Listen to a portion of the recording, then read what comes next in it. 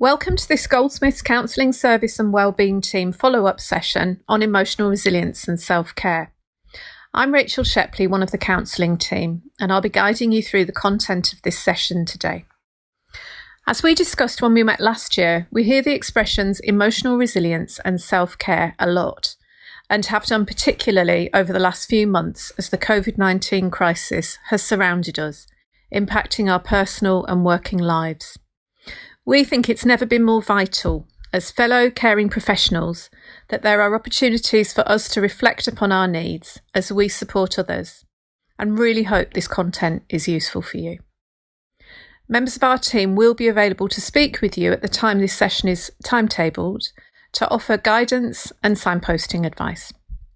To get the most out of the session, we've suggested that you work through the contents with someone else or in a small group. Although you are doing this session remotely and we're not meeting in a face-to-face big group situation, it's still important to think about confidentiality and ground rules.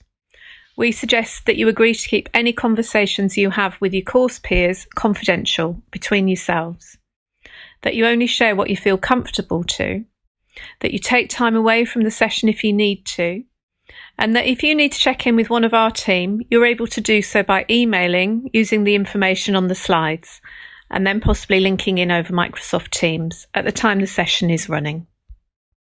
So the aims for this emotional resilience and self-care follow-up session are that it's an opportunity to reflect together upon your original ideas about emotional resilience and self-care, in light of your past year's experience in training and the challenges of COVID-19. That you can think together about the ways in which you've coped with stress, how you've achieved this, and what perhaps has been difficult. We're then going to look at different ways of thinking about stress and present some tools and ideas. As social work students managing multiple relationships, we're encouraging you to think about what might have come up in your relationships with co-workers and clients over the last year. Have you faced any communication or boundary issues? Finally, we'll be looking at the importance of self-compassion and also support in emotional resilience. So when we met last year, we encouraged you to think about your own ideas about what emotional resilience was, how we got it, how we achieved it. And these are some of the definitions that we presented at this time. We talked about emotional resilience being concerned with our ability to deal with pressure and manage the impact that stress has upon our lives. That we learn ways of coping with pressure and stress from when we're born, and in our early years we'll have modelled these from our own caregivers. That some of these ways of coping will continue to work for us, and sometimes, often when we face new challenges, we realise that these ways don't work so well anymore, and it's time to learn new skills. Finally, that we all have the capacity to develop emotional resilience, but the ways that we do this will vary according to the individual. So for this first exercise, we'd like to encourage you to think about and look at that last definition, and also to reflect on your own original ideas about emotional resilience and self-care. Do your previous ideas about emotional resilience and self-care still hold after this last year? Or would you change or add to these in any way? Have you tried or learned anything new about your own emotional resilience and capacity for self-care as an individual and as a social work student in the past year? We wanted to revisit and highlight the importance of this subject for you as social work students. We know that as caring professionals, we're supposed to use professional boundaries to separate ourselves out from our clients. But it is also important to acknowledge that we will share some of the same issues as our clients, especially at this time. As social work students, you will be balancing the many demands of the course, your academic work, placement, client work, communication between university, placement, and with your fellow students. You will be supporting clients who will be sharing traumatic and distressing material. You may be supporting your own families and having caring responsibilities. You might be managing your own financial concerns. You might be dealing with your own physical and mental health issues. And you may be managing unexpected and uncontrollable life events. While dealing with all of that, you may also be managing societal and cultural issues of racism, sexism, homophobia, transphobia, classism, etc. Emotional resilience is all about how we deal with stress. We spoke a lot about this last time, and we wanted to share a video reminder about the cumulative impact of multiple stressors. This refers to the stress bucket analogy, which some of you may be familiar with. When you've watched this video, take some time, perhaps alone if you would prefer, to think about the water that is currently filling your bucket.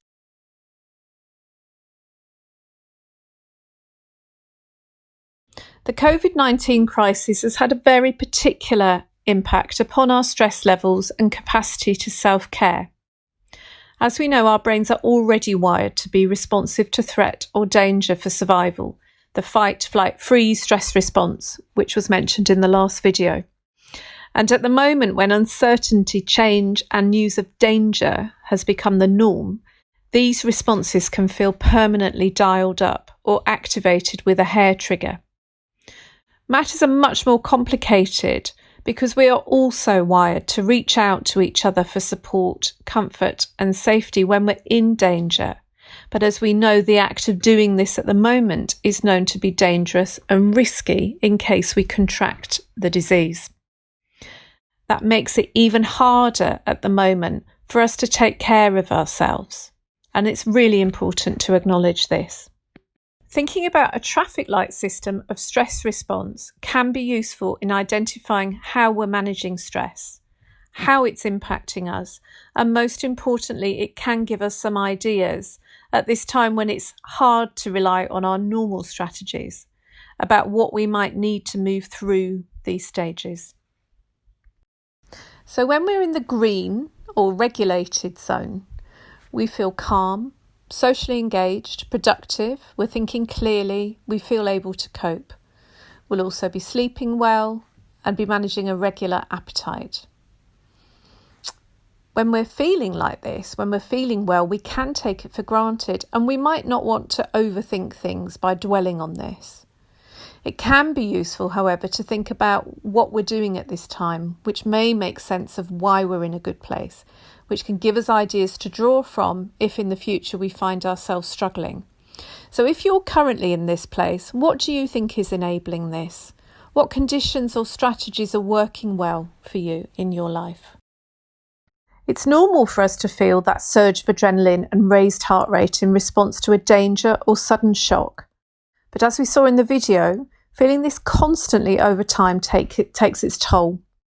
When we're in the amber zone, the fight-flight, we may feel agitated, edgy or anxious, vigilant, over-emotional, keyed up. It may be hard to sleep. We might be eating more or less than usual. And at the moment, this might have become an ordinary state for many of us. So activities which calm us down will be most helpful. Meditation, grounding exercises, yoga, a general slowing down. It can help to take time to disconnect from electronic devices, stopping the constant drip of breaking news, or the general drama of the lives of others. When we're in the red zone or freeze zone, we start to feel disengaged, switched off, withdrawn, stuck, trapped. We lack energy, oversleep, and we don't enjoy activities we used to. Over time, we might start to feel helpless. Red can emerge after a period of amber, and it is common to feel frustrated at not being able to pull myself out of this. It's usually a sign we've been managing stress for too long. Any activities which encourage connection with the world can help. Walking, swimming, grounding strategies to connect you to your surroundings. Small steps for reconnection are best because we can easily become overwhelmed. And it's also really important to talk about the importance of accessing support if you feel your strategies are not working, that you might need to reach out to others. Something I've heard a lot at the moment is, well, if we're all going through the same thing with the COVID crisis, then why should my experiences be any more important than anyone else's. It can be a way we really diminish our own challenges and suffering. So there is a real importance in validating our own experiencing of these current events. And I like this expression. We're all in the same storm, but travelling in different boats, which sort of links as well to the analogy of having, different size stress buckets and different types of water in those buckets. So the last time we met, we talked about the importance of the relationships that we have with others in terms of how they impact upon our stress levels.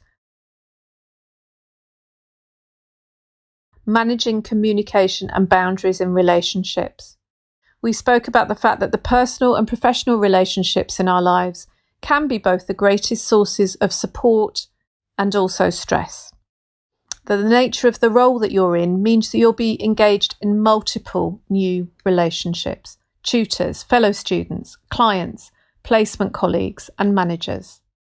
And that how you navigate the personal and professional boundaries of these will be key to supporting your emotional well-being. If you remember, we did some boundary exercises and we spoke about the skills that can help to support good interpersonal relationships. Noticing if you feel your boundaries being pushed and if you're not sure about how you feel or if your thinking feels fuzzy, where possible to ask for some time to respond. Can I get back to you?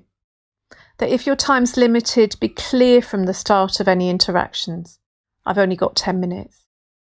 Respect your own personal boundaries by limiting personal disclosures about yourself and don't invite personal disclosures that are out of context. Also being reflective about your interactions, identifying what you can do or who you can speak to if you feel uncomfortable or stirred up by a difficult situation. This can help us feel calmer so we can think more clearly about our next steps and feel more confident and grounded in any action we may later take. We'd like to invite you to do another boundaries exercise. We'd like you to think about a time in the past year where professionally you might have felt your boundaries pushed or disregarded. How did you respond to this? Did you face any barriers to supporting yourself? And what thoughts and feelings come up for you about your responses and any new insights that you have? Hi there, my name is Jamie Scannell. I'm a cognitive behavioural therapist and I work for Goldsmiths Counselling service. For this next part of the workshop, I wanted to introduce you to the concept of self-compassion. So here I've framed it as a kind of antidote to our inner self-critic. Now, when we talk about our inner critic, we're referring to those difficult, critical thoughts, negative thoughts, worries, insecurities that we all have about ourselves from time to time. We can frame this as a sort of internal threat. We may be running an internal computer program, a kind of background noise or a script, something that sounds a bit like I'm not worthy, I'm incompetent, I'm not good enough, I'm stupid, something like I just can't cope. Now this inner program or this voice can be harsh, cold, it might even be bullying. We might blame ourselves for our plight. And often it's not necessarily our fault, and 9 times out of 10 it's not going to be very helpful. Even though this occurs internally, the body reacts as though it's an external threat. We can become triggered by this, or become hypervigilant to some sort of attack, which in turn activates our fight, flight, freeze system, which I know was touched upon earlier. Now, where do we learn this self-critic from? It's often learned from an expert. So someone significant in our life. Could be a critical parent or a grandparent, a harsh teacher with exacting standards, perhaps another family member, some sort of prominent voice from our past. It could be an ex-partner, or it could be some peers that we've met along the way from our journey from childhood through adolescence to adulthood. More often than not, it actually really hurts. It's painful, makes us feel bad. Or at least it makes us feel even worse than we did in the first place. Now, self-compassion has been evidenced to be an antidote to this self-critic, as it soothes the fight, flight, freeze response. It is a turning inward of compassion, something you may produce readily for your family, your friends, colleagues, clients, service users, but seldom extend to yourselves. So what I want to do is invite you to consider here that rather than being your own harshest critic, perhaps you could support yourself through your greatest challenges by being more of an ally, a great supporter through these trials and tribulations of life. In terms of the neurophysiology of our brains, we are wired for compassion. So when we feel under threat, under stress or duress, our bodies produce adrenaline, cortisol. When we feel at ease and we feel soothed and comforted, we will experience other hormones such as oxytocin, inner opiates, endorphins. Adrenaline triggers an urgency for action, whereas oxytocin and those other inner opiates result in feeling held, secured, loved, supported, as a child or a baby would feel. Now, why am I telling you all this about self-compassion? It's because I wanted to introduce you to an exercise known as the perfect nurturer. This is because some of you may find it easier than others to be self-compassionate. A lot of people struggle to be this way with themselves. It often feels strange or unusual, icky. You might have some quite severe reactions to it sometimes. Therefore, it's often easier to activate a compassion satellite to create or connect with something outside of ourselves, something that will beam compassion back to us. The perfect nurture is a way of developing an inner framework for this. This is that antidote to the loud and strong inner critic we sometimes live with. So, how do we do this? If I could ask you all to think of someone who has demonstrated or modelled compassion to you, who comes to mind? This could be an historical figure, someone from your past, a kindly grandparent, a nurturing teacher, or a compassionate caregiver. It could be someone in your present life, and actually this can sometimes be really ideal and really useful because you've got unlimited content to develop this perfect nurturer from. Loads of examples and lived embodied experiences that you can use for this sort of exercise. Is it your partner, a close colleague? Could be a mentor of yours. Now perhaps it comes from your religion, or it's part of your faith. It could be a figure, a guide, a god or a goddess, some aspect of your spiritual life that can guide you through times of struggle. Now, there could be a customizable version of this, the kind of Blue Peter version. Here's one that I made earlier. You may not be happy with working anything religious. It may be that your childhood was unfortunately lacking in supportive people whom you could draw help from. But don't despair. What we're trying to do is access a state of mind, or actually even better, sometimes it's helpful to think of it as a state of heart. And this can again be assisted by your imagination. It doesn't have to come from anything you've actually experienced in life.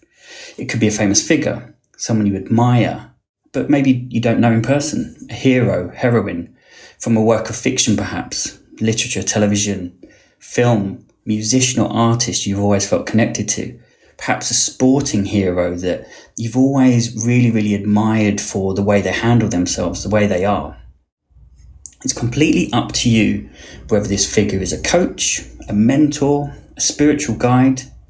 Just ensure that the nurturer is embodied. So we don't want it to be a purely intellectual exercise. We don't want it to be really cognitive and upstairs in our brains. We want it to be really felt. But what I would suggest is that they're non-judgmental, unconditional. They've always got your back. Kind, understanding, encouraging, supportive. Now on to an exercise about how to develop this perfect nurturer. Hopefully you've already started to have a few eureka moments, a few thoughts or images about who this perfect nurturer might actually be. I would absolutely recommend at this point pausing the video and going and engaging with this exercise, or in the very least planning it in for later, scheduling it in, but absolutely writing it down, typing it down, putting it somewhere that perhaps is a bit more deliberate and mindful. It could be in a cherished journal. Perhaps you like the colour of it, or the smell, or the feel of it. Something that's maybe going to be significant for you later down the line.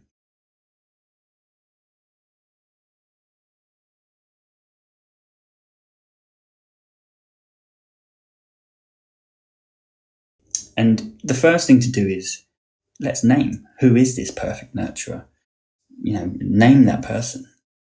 Think about their appearance. What do they really look like? What clothes do they wear? What's their complexion? Consider the tone of voice. Think about how they talk. What's the frequency of how they talk? Is it soft? Do they talk quickly? Do they talk loudly?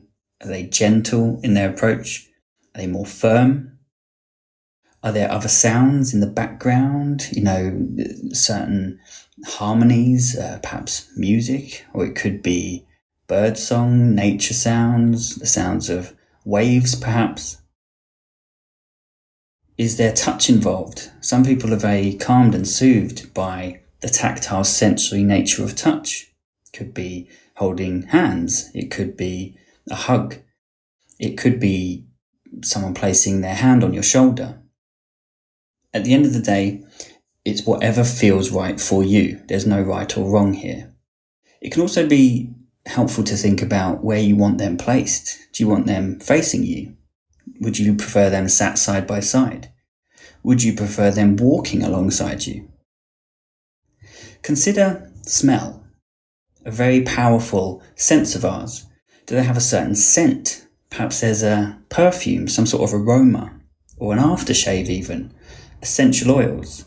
It could be a more organic smell that we find in nature, something that again brings soothing, calming feelings.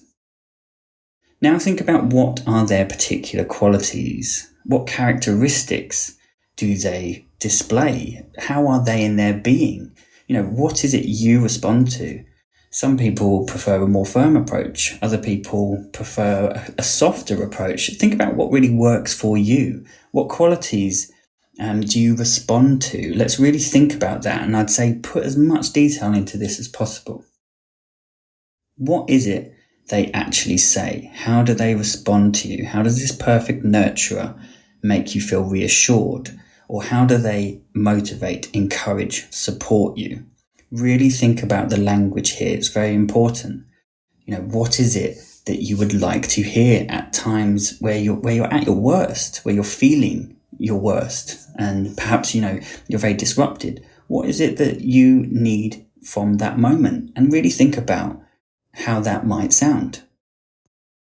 All that's left for me to say is good luck with this perfect nurturer exercise. I think it's a very useful way as an antidote to that harsh inner self-critic, particularly given the jobs that you do and sometimes the harsh realities of it. I hope that it will help with that emotional resilience and add to a bit of self-compassion and self-care in the future. Best of luck. A common misconception of emotional resilience is that we should be able to do it by ourselves and not rely on others. Human beings are not designed this way. We're built for interconnection, to reach out to others. The mirror neurons in our brains enable us to empathise, feel what another is experiencing, and for that other to feel felt in return. Sometimes, even if we have a solid support network in friends and family, we need more support than they can offer, especially if we've been coping with stress over a prolonged period. The Goldsmiths Wellbeing team are the first point of contact if you'd like to access support at Goldsmiths. They support all students experiencing any worry, emotional or mental health distress, which has the potential to impact upon academic performance, experience of university or your personal life. And we've included the web pages for you to take a look just here. After an initial meeting, you receive a wellbeing plan, which can signpost you to support you may wish to access. And this can include information about accessing GP surgery. We have specialist mental health advisors at Goldsmiths who can offer support with more complex mental health needs. You can be signposted to specialist sexual and domestic violence support services.